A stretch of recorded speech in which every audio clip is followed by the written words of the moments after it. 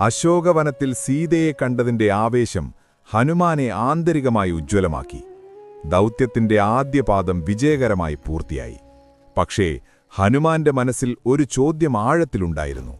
ഇനി ഞാൻ എങ്ങനെ രാമനോട് ഈ സന്ദേശം തിരിച്ചുപോയി പറയണം? അതിനു മുമ്പ് ഞാൻ ലങ്കയിൽ ഭീതി പരട്ടി സൈനികത്തെപ്പറ്റി രാമന് മുന്നറിയിപ്പ് നൽകണം. ആ ചിന്തയിൽ നിന്നും പ്രതീക്ഷയുടെ പ്രകാശമായി പിറവിയെടുക്കുന്നു ഹനുമാന്റെ പ്രതികാര പരാക്രമം.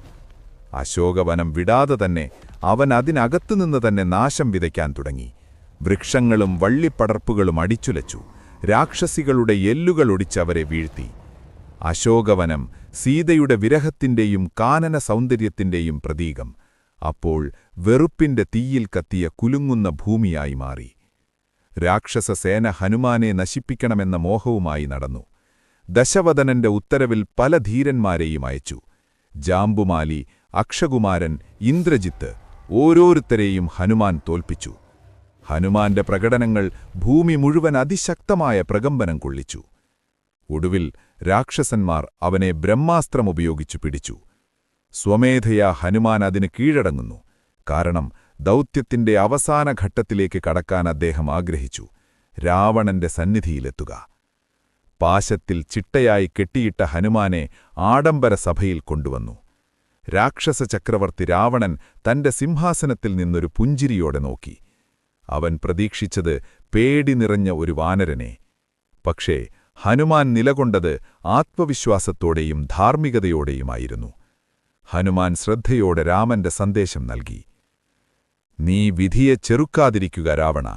സീതയെ മടക്കിയയച്ചാൽ നീയും ലങ്കയും രക്ഷപ്പെടും. അല്ലെങ്കിൽ നീ കണ്ടിട്ടില്ലാത്ത തീ കൊണ്ടാണ് രാമൻ വരുന്നത്. രാവണൻ ചിരിച്ചു.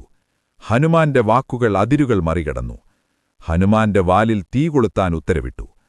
ഹനുമാന്റെ വാലിൽ എണ്ണ പുരട്ടി കപടമായ കന്യാചിത്തത്തോടെ അത് കത്തിച്ചു.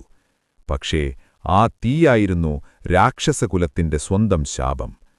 ഹനുമാൻ കത്തുന്ന വാലുമായി ആകാശത്തിലേക്ക് ചാടി. ലങ്കയുടെ വീഥികൾ, ഗോപുരങ്ങൾ, മന്ദിരങ്ങൾ എല്ലാം തീയിൽ മുഴുകിച്ചു. നാഗരികതയുടെ ഓരോ പടവുകളിലും ഹനുമാൻ തീ കൊളുത്തി. ഹനുമാന്റെ വീര്യം ആ തീ തളർത്തിയില്ല. സീതയിൽ ദുഃഖം പടർത്തിയതിന്റെ ദോഷങ്ങൾ ഈ നഗരത്തിന് തീ കൊണ്ട് തന്നെ അറിയിക്കേണ്ടതുണ്ട്. ആ തീ കൊണ്ട് ഹനുമാൻ എല്ലായിടവും ഭീതി പരത്തി. അപ്പോഴും ഹനുമാന്റെ ഉള്ളിൽ സീതയെക്കുറിച്ചുള്ള ചിന്തകളായിരുന്നു. സീത ഒരിക്കലും തളരരുത്. അവളെ ദുഃഖപ്പെടുത്തുന്ന ഒന്നും എന്റെ പക്കൽ നിന്നുണ്ടാവരുത് എന്ന ചിന്തയോടെ അദ്ദേഹം തീ പടർത്തുന്നതിൽ നിന്നും പിന്മാറി. ഇനി ദൗത്യം പൂർത്തിയായി.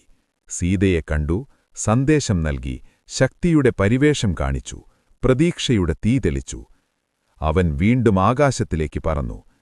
പിന്നിൽ തീ കൊളുത്തിയ ലങ്ക, മുന്നിൽ കിഷ്കിന്ധയിൽ കാത്തിരിക്കുന്ന രാമനും ലക്ഷ്മണനും. വിജയത്തെക്കാളും വലുതായിരുന്നു സത്യത്തിന്റെയും സ്നേഹത്തിന്റെയും ദൗത്യത്തെ വിശ്വസ്തയോടെ നിറവേറ്റിയതിന്റെ സന്തോഷം ഹനുമാന്റെ ഹൃദയത്തിൽ തിളങ്ങുകയായിരുന്നു.